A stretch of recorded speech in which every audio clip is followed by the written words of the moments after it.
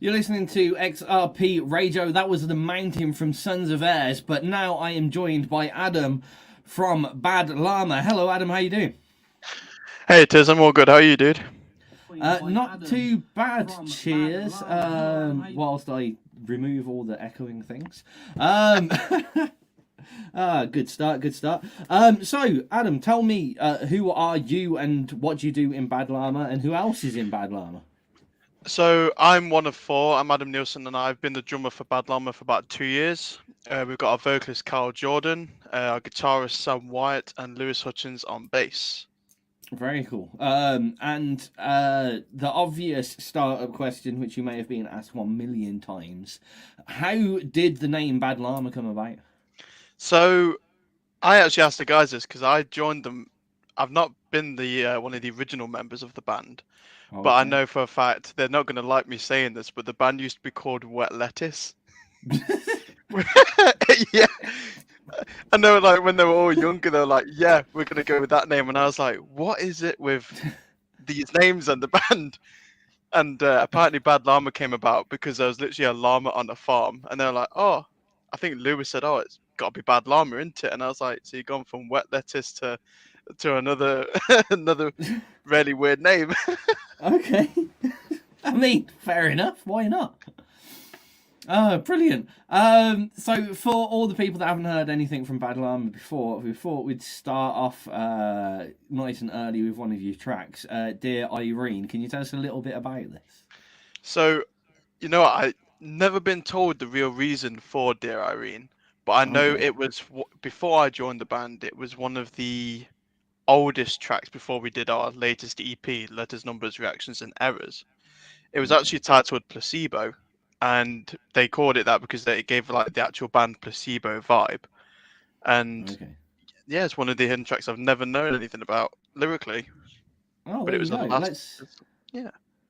Let's see if the listeners can depict what this is about themselves. Then this is Dear Irene from Bad Llama. I will be taking questions from you guys just a little bit later on. So type them in the chat box at xrpradio.co.uk /chat, or drop them in the comments on our various social media things. If you want to listen to the track uninterrupted, head over to xrpradio.co.uk and click the play button at the bottom, or use our visual streams to keep listening to me and Adam chatting in the background about more stuff.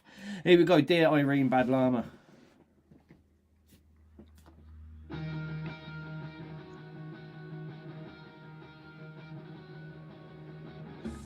So, I don't usually get to ask questions like this, but what was it like kind of joining the band whilst they were all already had kind of songs written?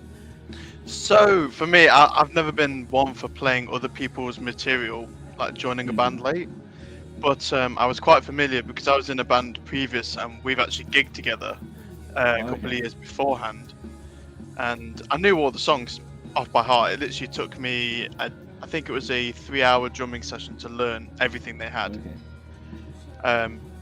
So when it came to actually going to the practice space and whatever, it was like we've met and known each other for years.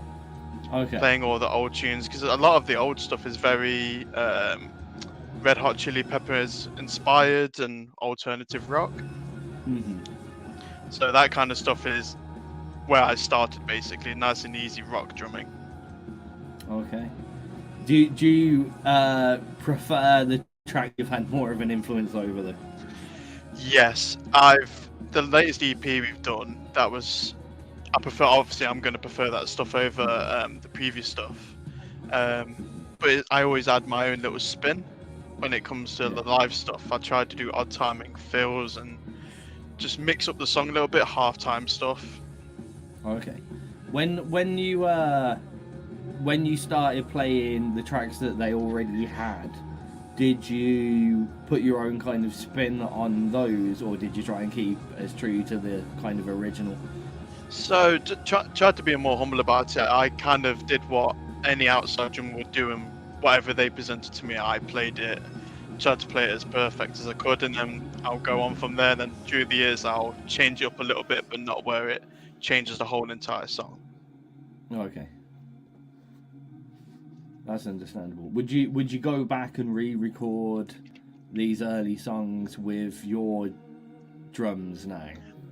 I wouldn't have wanted to, no, because respect to the old drummers, they've had their part on every song and they got their like style to it. And I think if I was ever on the early tracks, I don't think the same tracks would have come about.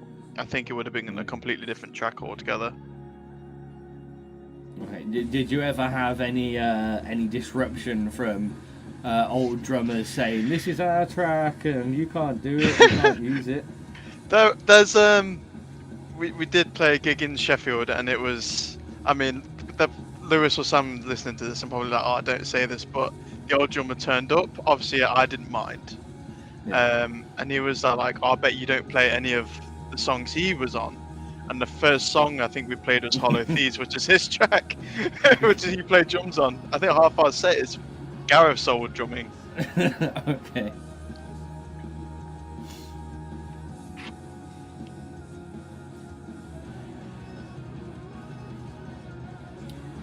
Here we go. This is finishing up now, so you'll hear me do another introduction and a few more questions about your music.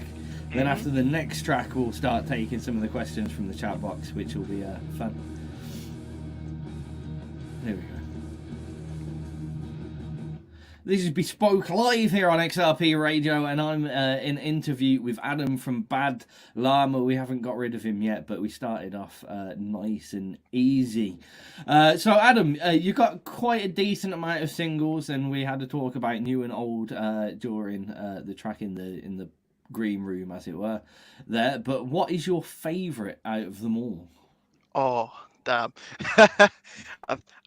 Man, that's very difficult. I think my favorite is God My Witness. I think that was the first track we did getting ideas like demo during lockdown. And it was the one I was like, okay, Sam got this cool kind of building up intro. It reminds me a lot like Doom. The ending, Yeah. especially the breakdown, I was listening to it and I was like, oh, it's got a very Doom vibe to it. Obviously not on ridiculous low tuning on an 8 string and aliens and everything, but it was yeah, I think that's my favorite track. Is that the same? Is that your favourite song to play live as well? Oh, for definite. Yeah, we add like a little disco like breakdown beat at the end. Okay.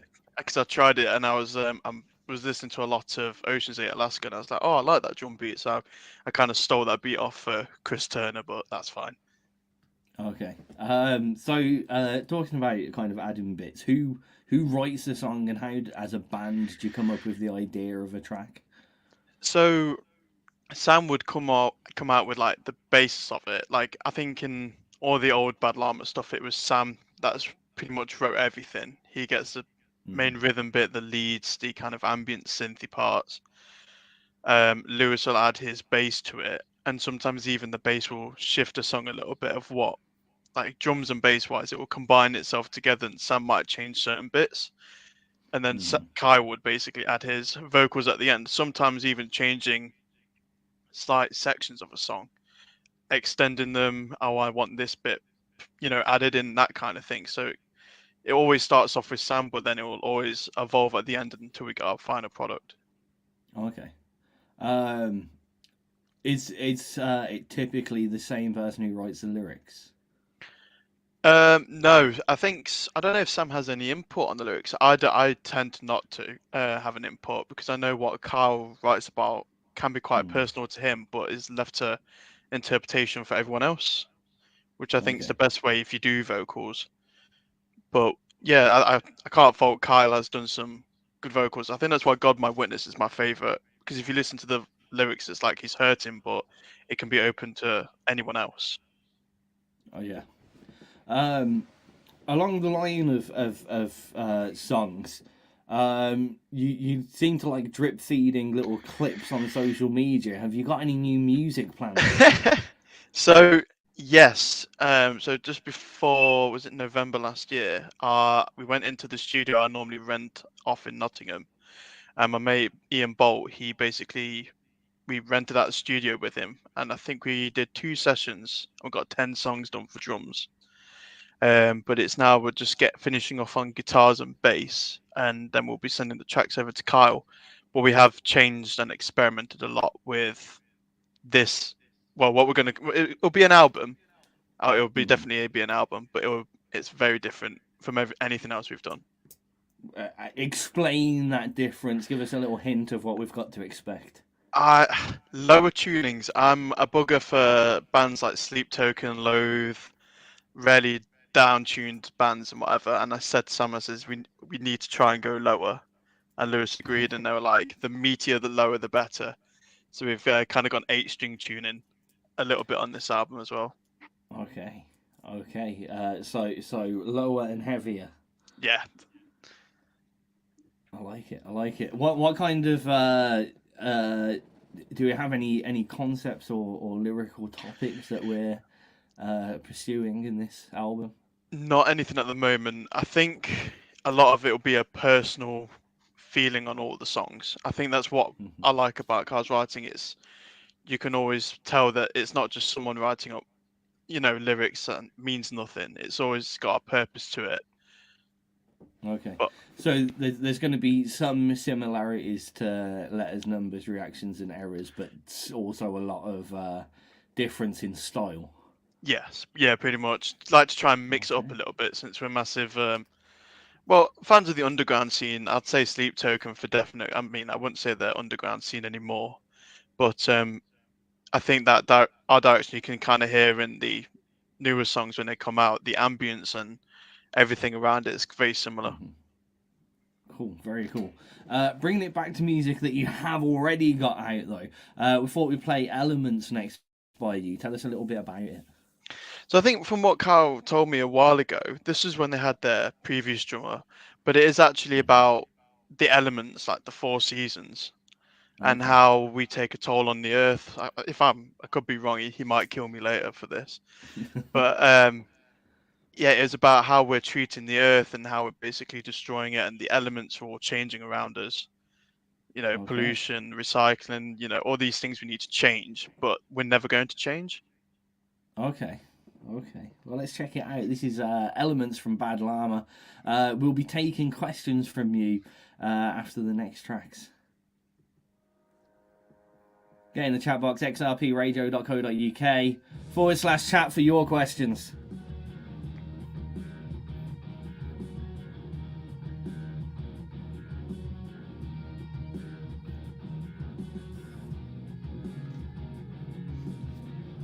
So you mentioned the studio. Which studio was it that you've been making the new stuff in? So for drums, we've been using Stuck on a Name Studios because I live in Nottingham and the guys live out Derby way. And I've been going to Balti. I'd say about 9 years now. And no matter what Balti brings out, he always makes my drums sound good, clear. Even having Sam and Lewis there having their input on what they want as well has been quite helpful. Very cool. So, you go to the studios to record the drums. What's kind of your production setup? Do you work with the producer? Is it done by you guys? So Balti's the only producer kind of engineer that we've got. We like to do a lot of it ourselves. So once we got a demo idea and Sam says, are we happy with it? Balti will be like, right, play along to the track. We'll get tones and stuff first, make sure everything sounds good. And he'll pre-mix it for us so it doesn't sound awful when we try and record. And that's literally his own input. He'll just mix it and then send it back to Sam. Okay. So, from there, what's your normal release process? You've got a load of tracks done. How do you like to get them out there?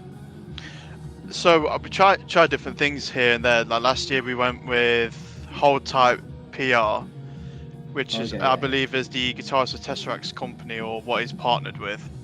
And we released like a single like every month or two, but I want to try something a bit different this time around, we want to obviously get music videos done, mixing and mastering, and then make a plan for the year for what we have. Obviously, set out a budget, how much are we wanting to spend, and then see what kind of audience we can get and push for it. I know we have a lot of listeners in Germany as well recently, so I want to try and push over there as well. What do you think your success in Germany is down to?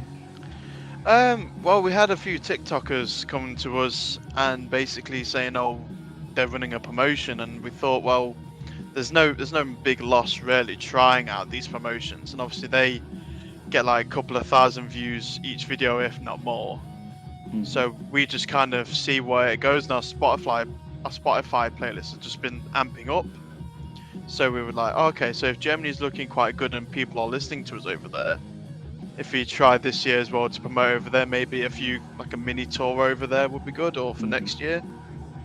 Okay, yeah, sounds good. Sounds like you've got a good process in mind anyway. Do you like to do the majority of the kind of business promotional works yourselves and have more hands-on stuff, or is it just let us get on with the music? Yeah, I think in the past we've done it ourselves, and we do our own promotions on YouTube and Google. Bear with me. Sorry, carry on. No, it's I had to do the crossover there. But I think with us, we do try and promote ourselves. I know we tried it with Hold Tight, but I'm not sure if we're going to go in that direction again. Just to see how we can do it ourselves. I know a lot of bands would take a loan out and then disperse the money that way. But we'll have to wait and see. We need to have a meeting about it and have a discussion on what's best. What do you prefer?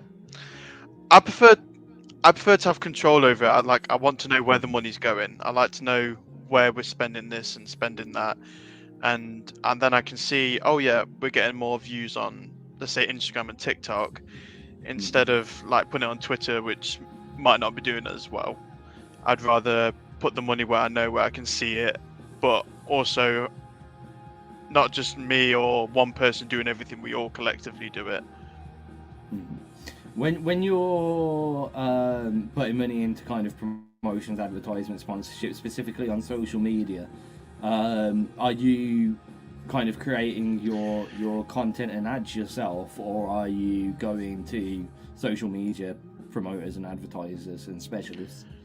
We'd do it ourselves. I think a lot of these things you can see how other bands do it, and then but copy what they're doing to see how they're doing it and how they're reaching it. I know a lot of people will put advertisement in certain areas. Like if they're doing the gigs or they know where they want to play, they'll advertise say Leeds, Manchester, Sheffield, and then focus on them areas. I don't know if we might be doing the same, but I'd like to not have anyone else do it. Okay. Do you find as you're getting more popular, the kind of ability to keep up with things like comments and messages becomes overwhelming, or do you see that kind of connection with your fans super important, so it doesn't matter? Well, if you don't have fans and you don't really have a band, I'm always on my phone anyway, but I think if you don't comment back and connect with them, they're just gonna forget about you. So you can't forget about them either. Because I mean, at gigs and whatever, after when I've patted down, I like to try and hang out with people and have a drink and stuff, just so that, because you're just a normal person as they are, so you got to always keep them there. Okay, yeah, I get what you mean.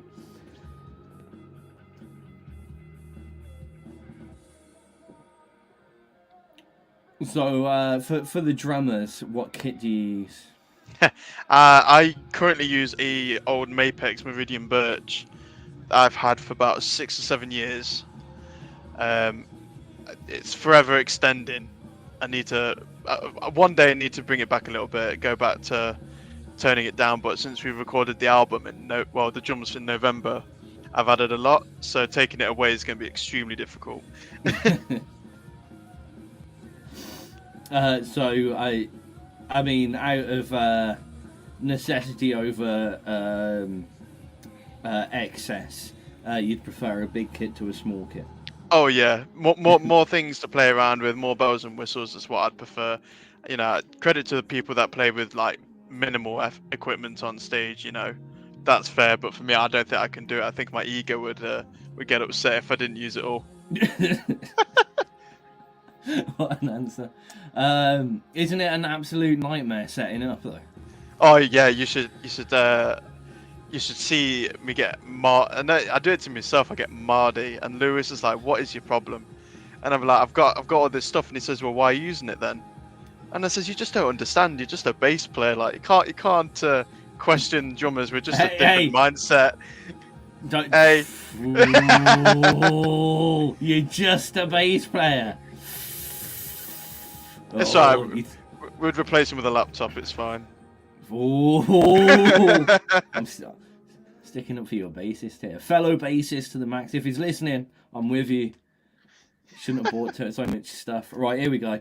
You're listening to XRP Radio. It's Bespoke Live. I'm still here with Adam from Bad Llama, even though I almost just kicked him off for insulting bass players. Terrible. You just heard Saline from Bad Llama. Just before that was Elements. Tell us a little bit about Saline, Adam, without insulting your bass player, please. I think Salines is the drug, I believe. I know Carl's made the song about a drug and the feeling this drug gives off. I'm not entirely sure, if I'm honest. I think it was one of the songs that took the longest to record as well, Okay. lyrically and vocally.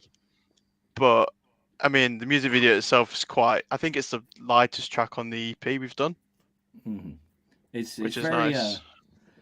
It's got a big sound to it for sure. Yeah, I think it's the better sounding one off the EP as well. Mm-hmm. No, it's got a crisp and huge sound for it. Right, now we have warned you about this. It is chat boxes questions, and we've got a few.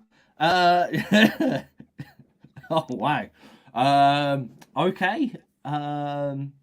There are some sensible ones, and there's a lot of silly ones. First one's from Mark Hoy, aka Shipper63, who asks, "What did the llama do? And will you bring it with you when you tour down under? Oh, and do you have plans to tour internationally anyway?" Oh mate, I'd love to take a llama with us. I'd even like wear like a llama onesie if I could play in it. But internationally, yeah, I'd love to tour.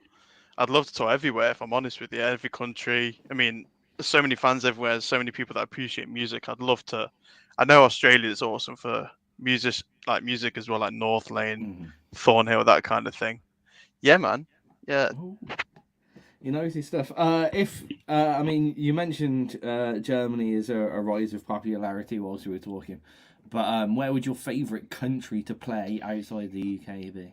Oh, America. America's the it sounds, like how America is and whatever, but America is the place because I saw Loathe and they played America, did their own first headline tour over there, and just it's packed out. The fans over there are incredible. They'll always buy merch. They're very supportive, nice and chatty and whatever. And it's just I'd love to go to America anyway. It's one of them places I'd love to go on holiday in. Fair play. Right, we got another one from Craig in the chat box. How often do you play live, and how much time do you have in the studio? So at the moment, live isn't a lot because we were focusing on the album, and I took some time off as well. Studio wise, because obviously, it's all problem with fuel and this kind of thing. Obviously, the rising costs. We only practice once a month, maybe twice a month. Okay. Which is, some people might say is not enough, but because we live in two different cities, we try and be more productive otherwise than practice. Would you ever be tempted to up sticks and move closer for the band's sake? Oh no, I don't think I can live any closer to Sam. It'd be a bit off-putting. Be off-putting. What a way to put it. Right, what else have we got? How old are the songs that we're hearing? Were they all written around the same time? So God, Viper, Sailing Dear Irene, and Frailty was all done during lockdown. Okay. So 2020, they were finished in at the back end. I think it took a year to do that EP because Mm, obviously the circumstances and whatever of the way the world was in. mm. It was all DIY. So it's whenever we could escape and find time to record and them other type of things. But everything else, I think, was Elements is definitely 2019 that was done. That was with the old drummer. Okay. But they Um. are quite new. The my ones. Okay. Um. Random question. But will lead me on to another one. Do you guys wear llama masks on stage, kind of like Slipknot tries farming? I think you should if you don't. Yeah, I mean, would they have to be live llamas or would they have to be fake ones? I mean, if it's a mask, I presume they'd be dead or fake. Don't want to do the fake one. That'd be a bit boring. Okay. I'm sure. Um, I'm sure I could go to a farm or something. We'll look into it. it's kind of worrying. But what? Moving on from that, what is a live stage performance of Bad Llama like in your own words? I'd say weird. Like, there's never no one's really ever standing still. You can't get Okay. Lewis to stop moving around and flailing his bass around the place. It's kind of I look too I look constipated when I play sometimes. Okay. Like just the look on my face, they're like, you don't look happy when you're playing. I concentrate too much, but everyone's having a great time. So I look boring, but they're all having a great time. Okay. Sounds fun. There's an obsession by like. I mean, the one thing is you got a good band mascot in a llama. Everyone seems to love llamas. The question is, do you have a giant llama mascot like Iron Maiden has Eddie, who appears on stage? Oh, I've tried to, because a lot of people said you should get merch with the llama on it, and I'm like, no, no, don't do it. It's like Slipknot doesn't walk around with like a massive Slipknot on stage, but I think we'll have to give way at some point and have like like a llama like statue or something. I don't want to ask this one. So Oh someone's no. obviously logged out and logged back in as a guest just to say this. I think. Um, it's a fuck, marry, kill question. Oh, okay. A llama. Mhm. Obviously, this one has to go in because they're evil. Your mom. Or me. I'd fuck you, dude. Okay, okay. Sweet. What's it? I'm on a Fuck, promise marry, tonight, kill. ladies and gentlemen. Yeah. Fuck, marry, kill. Well, I can't marry my mum because, well, let's be honest. No, that shit's just weird. I guess I'll have to be an orphan or whatever. I'd have to go with mum. Holy shit! Uh, I love you, mum, if you listen to this, but nah, no ways are we about to get the banjos out. I ain't about to do that. I thought you'd have strayed away from that question, but no. I'd marry the llama first. The man just says quite seriously, "Oh, I guess I'll have to be an orphan then."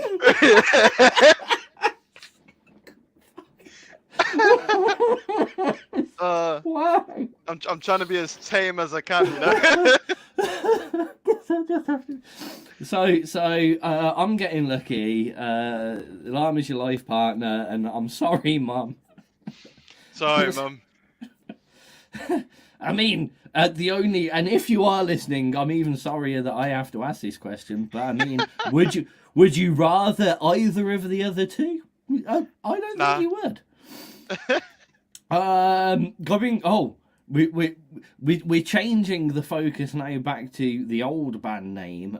Do you throw wet lettuce into the crowd? Depends, really. Depends how close an Audi is next to the venue. I was sure I could do something like that. An Audi, straightforward. Yeah, we'll go for an Audi. It's cheap. Yeah, you're not wrong. You're not wrong. What else have we got? Okay, going back to mentioning you were making songs in lockdown, and you've got quite a distance between you. Do you write in long distance too? Are you kind of sending each other Yeah, tracks and such? yeah, literally. And everything from 2020 onwards, we do everything like sending like MP4s and that kind of thing. Recently, for the new album stuff, Sam was sending me files, and I would get them demoed out in a day, if that, Mm. and just sent straight over. Because technology is so incredible nowadays, you don't really need to practice together all the time just to write stuff. And since we have a lot of synthy background stuff and we use backing tracks and that kind of thing, Mm-hmm. it's not really important to meet up every week. Yeah, I mean, I guess so. I mean, I know most people would always like to have their whole studio set up in their basement and all their friends living next door, but it doesn't always work, does it? Oh, it'd be the dream. What do you all use a common studio setup, like or digital audio workstation or whatever you want to call it, whilst you're writing? So, I can remember during lockdown, I had my drum kit set up at Balti Studio, stuck in a name. Okay. I've actually got a studio room there now, with my mate. We're both drummers, so we both just leave our equipment Okay. all set up. It's mainly Sam's got his laptop and all of his speakers and guitar stuff. That's like the main place Okay. for like cars, vocals, bass, and guitar. But from my end, it's always in my own studio room, that kind of thing. Okay. What kind of software are you using? So Sam uses Logic Pro X, which is like the bog standard on a Mac, and he's got his little plugins like Neural DSP because we don't actually run real amps. Okay. We Oh, because okay. it's a lot easier and there's a lot Yeah. more cooler things out there now to record guitar with and bass and whatever. We just think, well, there's no point trying to get a decent sound out of a cab and mic. We might as well just record it straight from these, kind of models of amps. And I just Okay. use my little recording box at the studio. Oh, okay. Okay. A few more questions to go from the chat box. Well, what one just a statement, and I love winding people up and stirring the pot. But guest 830, who you can probably guess who it is, says me, Sam, and Kyle meet up every week. We just don't invite Adam. Dickhead. 830. Oh. What else have we got? To be fair, you can have them. I ain't fucking bothered. Unfortunately worded question here. How does your singer manage to do that deep throat singing over and over again? Do I read? I don't know if the answer's too dirty or not. I'll just leave it to the. Yeah, leave it to the imagination. We're gonna have to, aren't we? I mean, you've literally said deep throat singing, so There we go. let's just leave it there. We're gonna leave it with that. Here we go. Another random one. Favorite pizza? Oh, dude. Oh, I'm a meat feast kind of guy, but I Good can man. I can be quite boring at times, but you can't go wrong with a meat feast. What is the only pizza that shouldn't exist? Oh, pineapple on pizza. Is it Hawaiian? Hey. Yes, good man. Good man. The missus likes that, and I just look at it and so much disappoint. It's unreal. I am in exactly the same situation. I don't know. Exactly the same You situation. just don't know what to do. I know.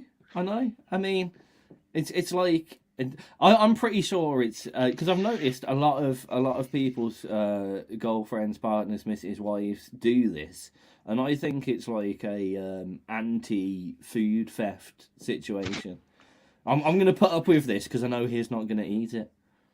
Yeah, I mean, you can deal with that level of trash for so long until you realise there's better things out. But Right, how have we got? I feel like I'm gonna ask it again because I feel like we may have glossed over it. What brand of drum kit are you playing? so I use a Mapex Meridian Birch. It's one of the older ones. Still good sounding kit. I've had it for about 6 years now. I was looking at upgrading, but the cost of everything at the moment, I can't get rid of my my green beast. It's an amazing kit. Amazing kit. And dare I stupidly ask what overhead cymbals and crashes you got? So I use I'm trying to convert to minor cymbals. I was using Ooh. Sabian, Yeah. but I would absolutely destroy them. I think I've had four AA Holy Chinas and about 6 crash cymbals and 2 normal Chinas from Sabian, and that comes up to about a grand and a half. And luckily, right now the minors have not really given in, Okay. and I'm not a light hitter. I mean, you can ask if any gig and whatever. My snare drum is probably the worst part of me because your head shakes, like your eyes can't help but wobble every time I hit it. So I can only imagine the cymbals I've destroyed in my life. Who are your drum heroes? Oh man, jeez. I think the person who got me started, what influenced me to start playing the drums was the Rev from Avenged Sevenfold. Okay. He's a beast. Joe Jordanson. I mean, I was like 14, 15 when I started playing drums. So it's like Avenged Sevenfold and Slipknot was like every teenager's favorite Yeah. band. Every teenage drummer's favorite band, Yeah, at least. every teenager, yeah.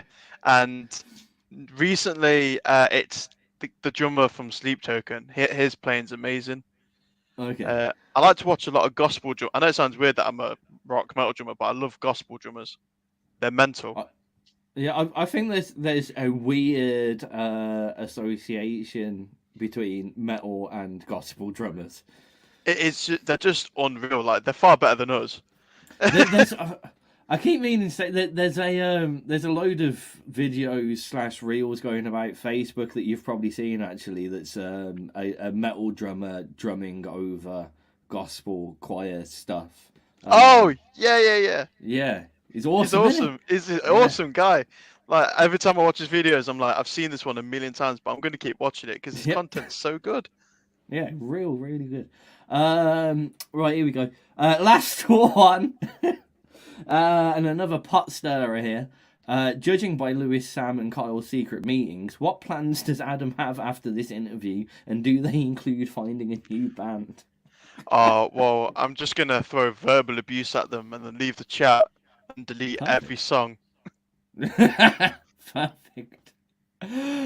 Right then, we've got another track up now. God, My Witness. What is God witnessing? The pain and suffering we're all dealing with. Oh, so nice, happy track. Oh, lovely track. Sounds really happy and upbeat, but the meaning behind it, personally, I think's very dark. Okay, here we go. God, My Witness, Bad Llama. Well, you coped with all those questions mightily well. It's great to say that I struggle with anxiety and I was bricking it before I came on. I mean, how do I put it? A lot of musicians, creative types, I'm one myself, suffer with like the same kind of stuff: anxieties, depression, various mental illnesses, and whatever. And especially on the independent level, you're kind of more, what's the word? Delicate than others. Maybe you're kind of just putting yourself out there and stuff. Yeah, So I think I COVID find- didn't help. Yeah, it just put everyone in a bad situation. We find when doing interviews, just to make them as relaxed as possible, not too planned. So it's more like a few people having a chat rather than. I mean, I did a few months working with the BBC, worst job in the world, by the way. But everything was all like hyper formal, send loads of questions in advance, and then the management had to, say whether they were happy answering these questions and questions that the other person had to ask and stuff like that. It's an absolute nightmare, and it ends up putting both the host and the band kind of on edge because everyone's worried about what each other's going to say at the wrong time. Yeah, no, I don't like the too formal interviews, if I'm honest. Like, I used to do them ages ago in my old band, but it's now, I think as well COVID played a part. Anxiety, I just worry on what the outcome is, and I overthink the worst possible thing coming. Yeah, I think the important thing these days is that unfortunately music's kind of transcended a lot of its success is delivered from the popularity or the social presence online of the band that's there. So you kind of more aware, aside from just making good music, of thinking what, you know, am I going to say the wrong thing or whatever. And 9 times out of 10 it's best just to be as much of yourself as possible, because it's the people that associate with you as a person are the most likely going to be the people that associate with your music as people. Yeah, no, I agree with that, dude. That's very true. So that's why it's a bit fuck it here on an interview. What have we got left anyway? So we've got another track from you. The next segment that we'll do for the radio people is going to be kind of, you know, future stuff. When stuff going to be out? What venues do you want to play? What gigs you got queued up? Where to find your music? Where should we stream it? Where would you rather us find it? And a few kind of musically oriented questions along the line. You know, what tip would you give to bands in the same situation that you've learned through the start of your career and stuff like that? Yeah.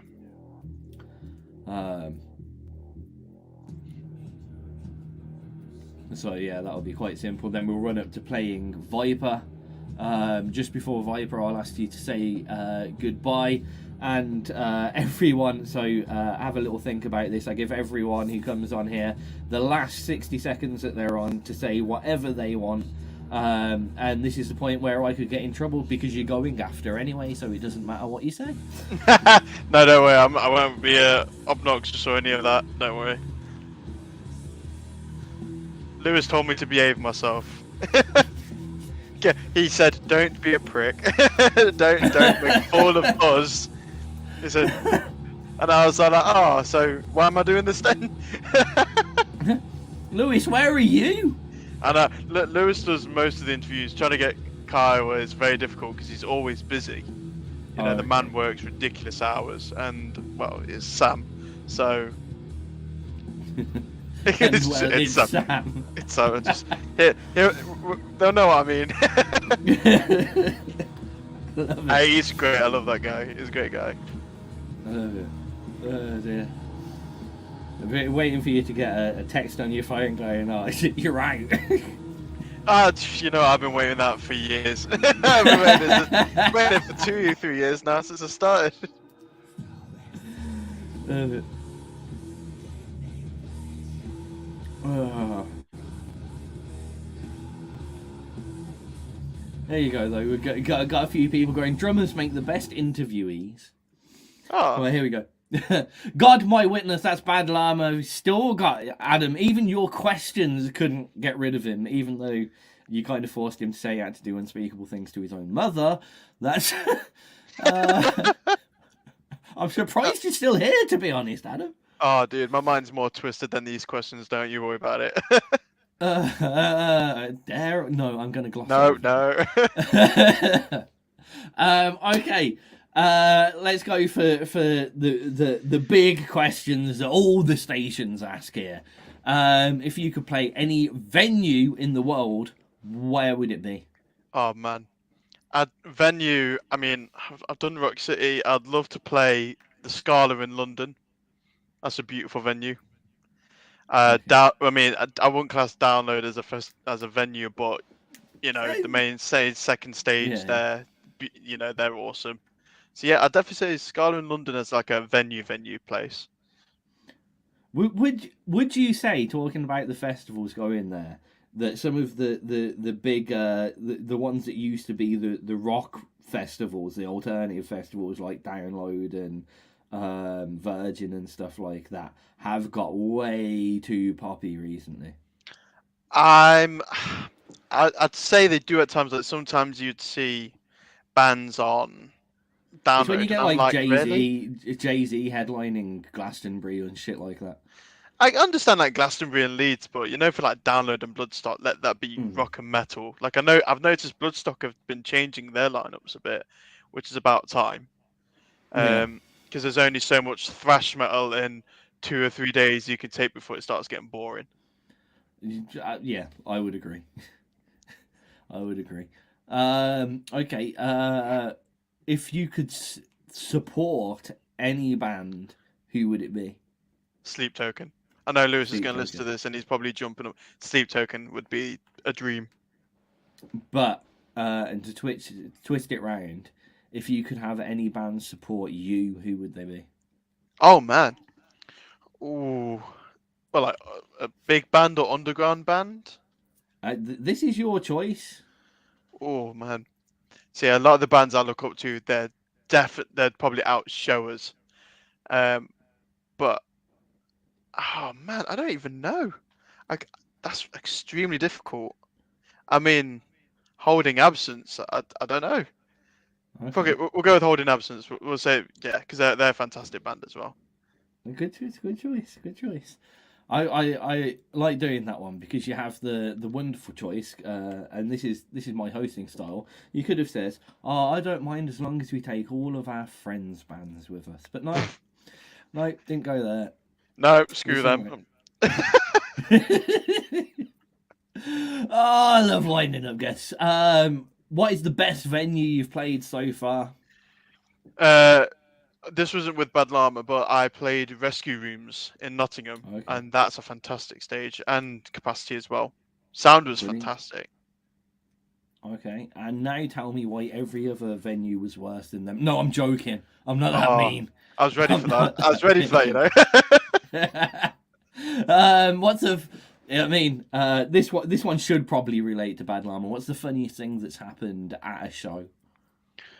Oh, damn! I can't. Funniest thing. I know Sam's back went out in that gig. That's pretty funny. What? Its back went at like Yeah. was playing or? Yeah, he said he was in like chronic pain, and I was laughing at him. So for me, that's quite funny. I love the dynamic you guys. We're time, awful. We're absolutely awful to each other. Yeah, and next interview I do with you guys, I want the lot of you on at the same time. But, I probably won't be in at that point. There you go. Okay. Where can fans see you this year? Have you got any gigs queued up? So we're playing Rough Trade in Nottingham on the 24th of March. We're playing Leeds on the 25th of March. Nottingham again. It's all UK this year still. Tap and Tumble in Nottingham on the 22nd of April. And anything after that, we've not organised anything yet because I've been talking to a few bands from Germany who want to organise a tour over here. So we're going to do a swap later in the year so that they're going to come over here. And then maybe after we go over there. So I need to wait and see. Let's try and make it fair. So if they come over here, we supply them with like cabs and drum kit. Yeah. And we go over there. It's kind of the same thing. So everyone gets treated the same. Do you want to do a few tours though? Sounds good. What are you gonna do? I mean, you're kind of gonna have to scale down your kit then if they're providing it for you. I'll take a van. I'll take the ferry. I'll take my own van. What you do if you just turn up and the band there's got like a 1-tom cymbal snare crash? That's it, done. I will literally take it all off and let them use my stuff. I will do it. I'll do it in front of everyone. I'll take their stuff off. Love it. For gigs that you haven't booked yet, where are we going to find you on social media? Where are you most active and up to date? We're getting more active on Instagram at Bad Llama. It's all just Bad Llama. Search it, you'll get it straight away. Facebook. Actually, what is our Facebook? It's just Bad Llama Official on Facebook. We have TikTok as well. Bad Llama Band. Yeah. I really helped you there, but you didn't notice. Wait, what did you say? I didn't need to say anything. Just look at your screen. I've got nothing on my screen. Oh, you have nothing on your screen. Oh, dude! You have. No way! You should be in Bad Llama, not me. I'm awful at this. I am unfortunately useless at drums, even though I heard that there's a position opening up. I'll give it a go. Yeah, you can. You can have my spot. I don't do a bad beatbox here and there, so if you're willing to change direction, lads. Screw it. Yeah, I won't. They've got no option. Right, here we go. What else have we got? And where can we get your tracks? Where firstly can we get them, and where do you prefer people to get them? We're all over iTunes, Google, Spotify. We don't mind as long as you have a listen and whatever. And if you dig it, you keep listening. Spotify, iTunes. I know Spotify don't get anything, but just to see that some people are listening to us, it's a very, very grateful for it. Awesome. Where do you prefer people to buy your music? Do you have any preference in the way that your music is consumed in this day and age? iTunes. We don't actually do physical CDs. Okay. Because we've noticed that CDs isn't really a thing anymore. I mean, if someone asks, maybe for the album, we'll have like a few made and whatever. But yeah, iTunes is probably a preferred one, and Spotify. Okay. Are you doing any download things, or are you sticking purely streaming? Just purely streaming. Okay. Is there any reason for that? Is this just like it seems to be the way forward? I've noticed a lot of bands doing different things. A lot of the kind of death thrash metal bands have gone the other way, and a lot of them are releasing vinyls and stuff. So it's interesting to see people's. Yeah, vinyls are pretty cool. I think when we start promoting this album a lot more, we may do like packages and that kind of thing. Okay. That'd be a good shout. But from how it seems the world is going, streaming's the way. Okay. Cool. Good to know. Lastly, I've got two last questions for you before we play the last track we've got from you, which is Viper. The first one is on your journey as a musician and band so far, what is your one tip that you'd pass on to other musicians? Don't give up. It's very difficult, but you got to pursue it and be persistent. I like it. Simple and true. Yeah. Simple and true. Oh, I've also been told, just button right there, because Lewis has just messaged me. He says as well, we've been put on for a Kerrang competition at some point, which is a chance to play download. Oh, well, there you go. So anyone on social media, by the way, just to let you know, on Facebook and Twitter, Instagram, keep an eye out, because there'll be a voting thing for us. And if everyone can vote for Bad Llama when it comes around, that'd be fantastic. Make sure you shoot the link our way. I presume there might be a few of our bands on there, to be fair. So there will be. It's a massive thing, Kerrang's doing. Yeah. So we'll have to. We'll probably do a thing for that. So yeah, let us know when your rounds come up. Will do, dude. Excellent. And lastly, it is your soapbox moment before we play your last track. So I would like you to say, basically, you got 60 seconds to say whatever the hell you want. This is a dangerous thing, because at the end of it, I would like you to say goodbye and introduce Viper, and then I'm kicking you off. Wonderful. Cool. So I just want to say thank you for everyone for listening. Anyone who's listened and supported to local music and bought merch, listened to their music and stuck with them through the years. It's very difficult, but bands keep it up and, don't give in. Fuck you, Lewis. And Sam and Carly are alright. But yeah, apart from that, cheers everybody. I hope you enjoy Viper as well. Here we go. Thanks for joining us, Adam. This is Viper from Bad Llama. Stay tuned. We've got the rest of the tag show coming up for the next hour. Actually, no, I'm lying. More Bespoke music. And then the tag show. Bloody hell, loads of stuff.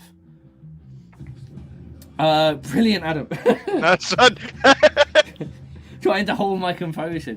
Yeah, keep it going. It's hard work, but fuck you, Lewis. That's it. He's been messaging me the whole time. He's like, oh, don't forget about this. I'm like, fuck off. There's just loads of messages in my chat saying, fuck off. Right. No, it's been good speaking to you, though. Seriously. Make sure you do get back to us with that link, because we like spamming voting links for our bands and stuff.